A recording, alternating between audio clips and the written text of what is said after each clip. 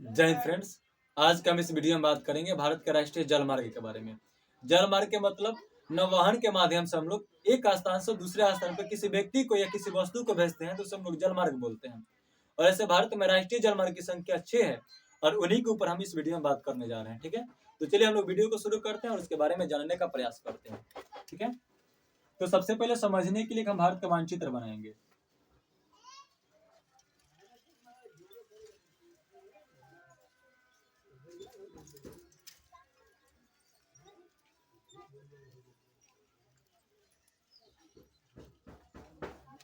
एक भारत का मानचित्र बनाएंगे।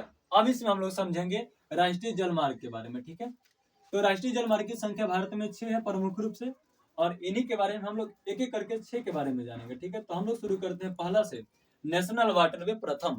ठीक है, नेशनल वाटरवे जो प्रथम है, यह जो वाटरवे है यह बनाया गया गंगा नदी के ऊपर।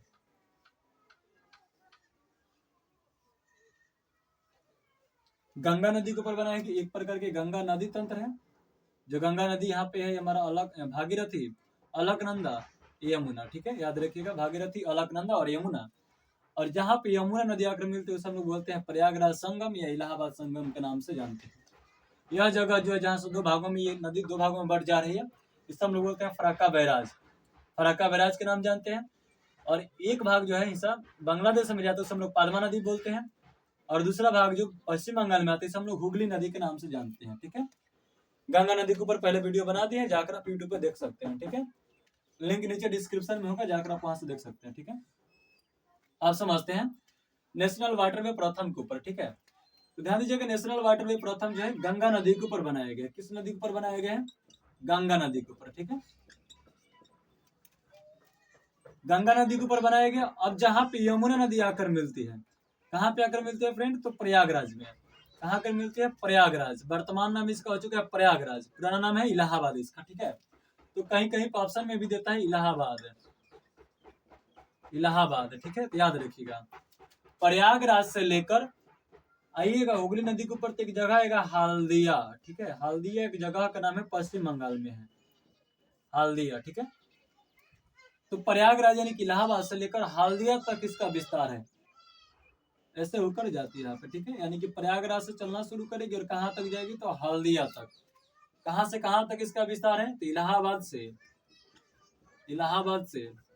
हल्दिया तक। ठीक है, कहीं कहीं पे हमारा प्रयागराज भी लिखा रहता है, प्रयागराज ही लिखना चाहिए क्योंकि इसका नाम प्रयागराज हो चुका है। ठीक है, अब इसके बीच की लंबाई कितनी, यानी कि प्रयागराज से लेकर हल्दिया तक की दूरी कितनी है? तो 1620 किलोमीटर है। कितना किलोमीटर? 1620 किलोमीटर। याद रहिएगा दोस्त, इलाहाबाद से लेकर हल्दिया तक के बीच की दूरी जो है 1620 किलोमीटर है। ठीक है, किस नदी के ऊपर बनाया गया? तो गंगा नदी के ऊपर बनाया गया। कहाँ से कहाँ तक? तो उत्तर प्रदेश इलाहाबाद से लेकर पश्चिम बंगाल के हल्दिया तक इसे बनाया गया। ठीक है, दोनों के बीच की दूरी कितनी है? तो 1620 किलोमीटर। 1620 किलोमीटर इनके बीच की दूरी है। ठीक है, या बोल सकते हैं NW प्रथम की लंबाई कितनी है? तो 1620 किलोमीटर है। यह भारत के सबसे लंबा नेशनल वाटरवे है। ठीक है, भारत की सबसे लंबा नेशनल वाटरवे है। आप समझेंगे कितने राज्यों से होकर गुजरता है? तो यूपी, बिहार, झारखंड, पश्चिम बंगाल, 4 राज्यों से होकर गुजरता है। कितने स्टेट से? 4 स्टेट से, यूपी, बिहार, झारखंड और इसके बाद पश्चिम बंगाल। देखिए दोस्त, यह जो झारखंड है, झारखंड में बहुत कम दूरी तय करता है। झारखंड में बहुत कम दूरी तय करता है।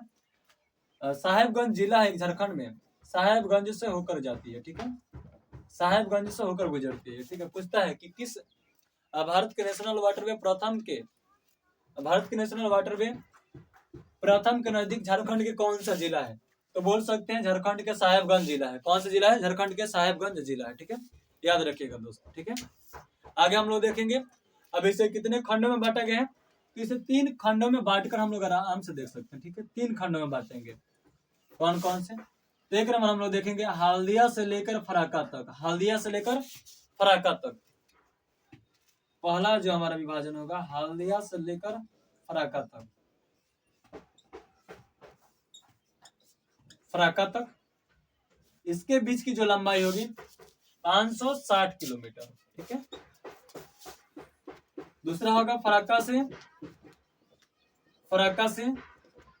पटना 460 किलोमीटर, ठीक है। उसके बाद देखेंगे हम लोग फराक्का से पटना। तीसरा हम लोग यहाँ पे लिख दे रहे हैं पटना से इलाहाबाद, जहां तक है ये पटना से हम लोग इलाहाबाद कर देते हैं यहाँ पे। और इसके बीच की जो दूरी है 600 किलोमीटर है, ठीक है, 600 किलोमीटर।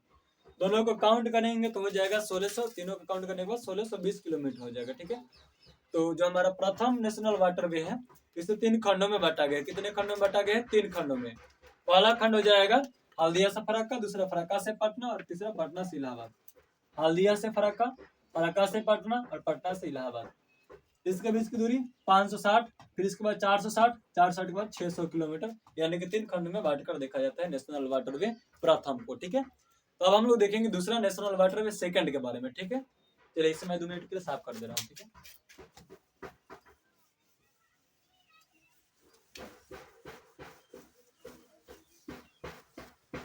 नेशनल वाटरवे किस नदी के ऊपर बनाया गया दोस्त? तो गंगा नदी के ऊपर, प्रयागराज से हल्दिया के बीच में। अब हम लोग बात करेंगे सेकंड वाटरवे के बारे में, ठीक है। यहाँ पे हम हेडिंग बना दे रहे हैं दूसरा वाटरवे। सेकंड वाटरवे आप लोग नाम सुने होंगे ब्रह्मपुत्र नदी का, ठीक है। ब्रह्मपुत्र नदी के नाम सुने होंगे। कहाँ से निकलती है? तो चिमायंगडुंग ग्लेशियर से निकलती है। कहाँ पे चिमायंगडुंग ग्लेशियर? तिब्बत में है, मानसरोवर झील के निकट है, ठीक है। मानसरोवर झील के निकट है। ब्रह्मपुत्र नदी के ऊपर वीडियो बनाया गया है, 2 वीडियो है, जाकर यूट्यूब पर देख सकते हैं, लिंक नीचे उसका भी डिस्क्रिप्शन में होगा। आप ध्यान दीजिए, ब्रह्मपुत्र नदी यहाँ से निकलती है और निकलने के बाद ये कहाँ आती है? तो अरुणाचल प्रदेश से भारत में प्रवेश करती है।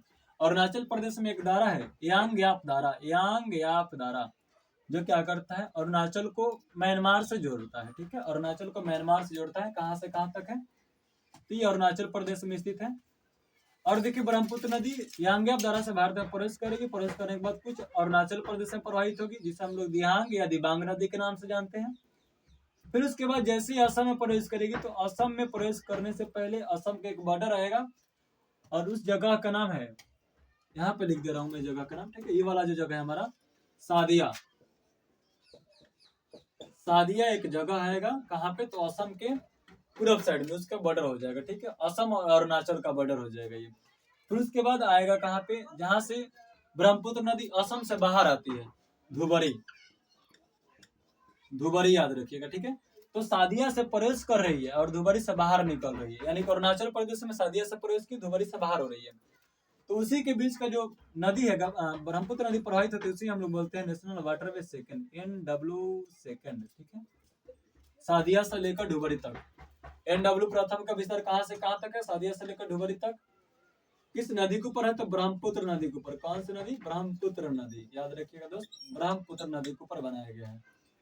अब पूछा जाएगा सादिया से लेकर धुबरी तक, सादिया से लेकर धुबरी तक के बीच की दूरी कितनी है? इसके बीच की दूरी है 891 किलोमीटर, ठीक है, याद रखिएगा 891 किलोमीटर। सादिया से धुबरी के बीच की दूरी 891 किलोमीटर है, ठीक है। किस नदी के ऊपर बनाया गया? तो ब्रह्मपुत्र नदी के ऊपर। कौन से राज्य में प्रवाहित होता है? तो सिर्फ असम राज्य में।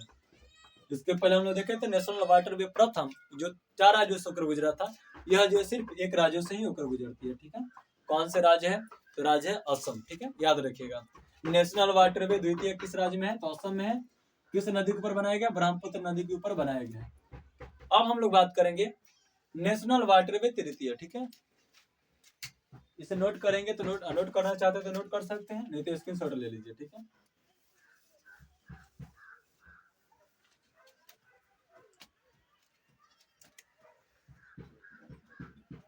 अब हम बात करेंगे नेशनल वाटरवे तृतीय के बारे में। याद रखिएगा दोस्त, यहाँ पर ही केरल राज्य में नेशनल वाटरवे कहाँ पे है? तो केरल राज्य में है।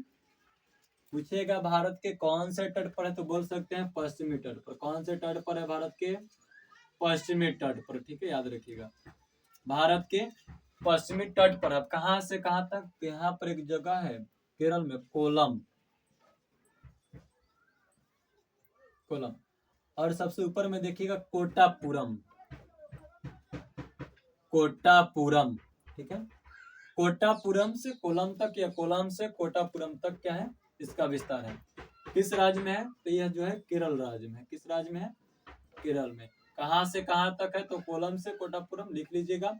दोनों के बीच की दूरी कितनी है? तो 205 किलोमीटर है। ठीक है, कोलम से कोटापुरम यानी कि इसकी लंबाई कितनी है? नेशनल वाटरवे तृतीय के तो 205 किलोमीटर इसकी क्या है? लंबाई है। याद रहेगा दोस्त, 205 किलोमीटर। और इसमें दो नहरें आकर मिलती है। एक आता है उद्योग मंडल और दूसरा आता है चंपाकारा। उद्योग मंडल, उद्योग मंडल, दूसरा है चंपाकारा नहर। ठीक है, और इस नहर का नाम है पूर्वी तट, पश्चिमी तट नहर। ठीक है, चंपाकारा उद्योग मंडल, चंपाकारा और उद्योग मंडल याद रहेगा दोस्त। उद्योग मंडल और चंपाकारा इसके दो नहर, अन्य नहर है। ठीक है, ये दोनों नहर आखिर इसमें जुड़ते हैं। ठीक है, याद रखिएगा। अब आगे हम लोग देखेंगे नेशनल वाटरवे फोर्थ के बारे में। ये 3 तक हो गया। तीसरा कहाँ बनाया गया? तो तीसरा बनाया गया केरल के तट पर, या केरल के पश्चिमी तट पर। कहाँ से कहाँ तक? तो कोटापुरम से कोलम तक। ठीक है, दो नहरें इसमें आकर मिलती है। कौन कौन सी नहर? तो चंपाकारा, उद्योग मंडल। चंपाकारा की लंबाई देखिएगा 14 किलोमीटर, इसकी लंबाई 23 किलोमीटर है। और कोटापुरम से कोलम तक के बीच की लंबाई 168 किलोमीटर है।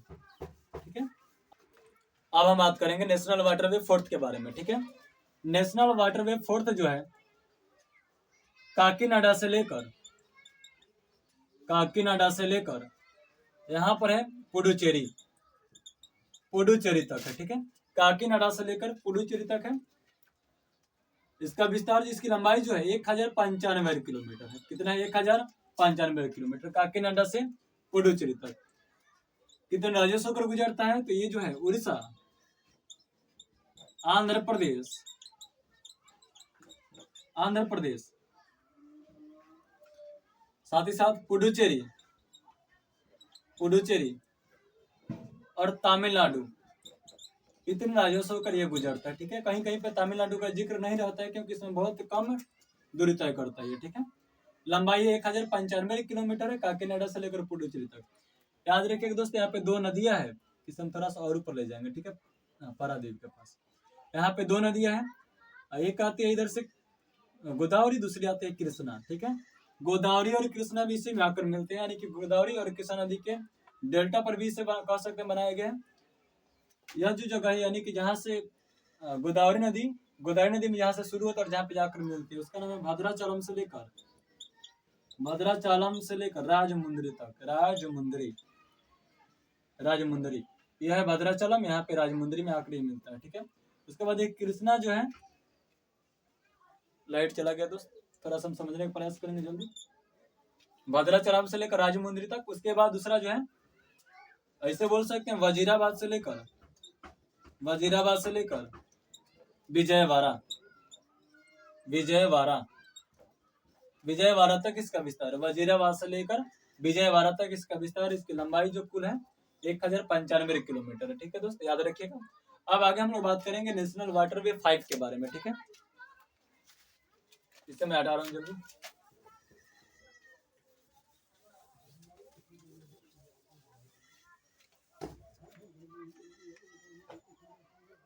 यहाँ पे समझिए नेशनल वाटरवे 5 के बारे में।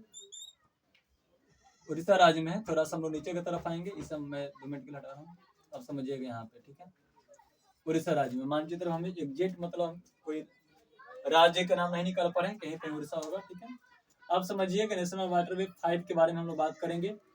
तो नेशनल वाटरवे 5 जो है सिर्फ उड़ीसा में ही है। ठीक है, उड़ीसा राज्य में ही इसका विस्तार है। इसकी लंबाई देखेंगे तो 623 किलोमीटर है। ठीक है, नेशनल वाटरवे 5 की लंबाई 623 किलोमीटर है। कहाँ से कहाँ तक है? तो इसका विस्तार देखिएगा, जियोन खली से लेकर, जियोन खली से लेकर, यहाँ पे जियोन खली है, नीचे देखिएगा एक और आकर यहाँ पे मिलती है नहर जिसे बोलते हैं हम लोग तलचेट बोलते हैं। ठीक है, तलचेट। उसके बाद आती है यहाँ पे चरबतिया, चरबतिया। ये 3 जगहों से शुरू होता है। ठीक है, यह है जियोन खली, जियोन खली से आएगा कहाँ पे? पारादीप तक आएगा। और इसके बाद देखिएगा ये तलचेट, तलचेट से लेकर जाएगा कहाँ तक? चरबतिया तक। ठीक है, इसकी लंबाई कुल कितनी है? 623 किलोमीटर है। नहीं समझ में आएगा कि जियोन खली यहाँ पर है, नीचे आइएगा पारादीप, पारादीप के बाद आइएगा तो मिलेगा क्या चीज? चरबतिया। अब समझिए, यहाँ से तलचट और तलचट से फिर जाकर मिलता है चरबतिया में, ठीक है। तो इस प्रकार से NW5 का विस्तार है, ठीक है। किस नदी के ऊपर बनाया गया, तो नदी इसमें आ जाएगी ब्राह्मणी, ब्राह्मणी और मताई नदी के ऊपर बनाया गया, ठीक है। ब्राह्मणी और मताई नदी के ऊपर इसे बनाया गया है, ब्राह्मणी नदी और मताई नदी के ऊपर इसे बनाया गया है, याद रहेगा दोस्त। एक और है हमारा राष्ट्रीय जलमार्ग 6 के बारे में हम लोग देखेंगे, ठीक है। इसे मैं मिटा दे रहा हूँ।